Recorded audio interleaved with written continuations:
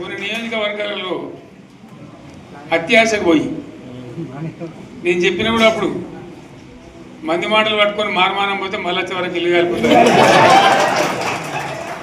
వీళ్ళని నమ్మితే అమాంతం మింగుతారు, మోసపోతాం. ఇప్పుడు రైతు బంధుకు రామరామ అంటారు, దళిత బంధుకు జై భీమ్ అంటారు.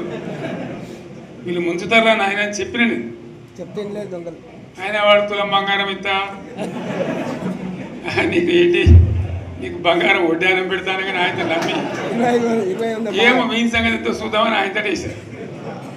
వేసింది ఇరుకపోయారు, బాయిలో పడ్డారు, అయిపోయి ఉన్నాయి అన్ని వీకే. ఇప్పుడు మళ్ళీ మొదటికి వచ్చానా కైలాస మాడలో పెద్ద పంపించినట్టు అయింది మళ్ళీ.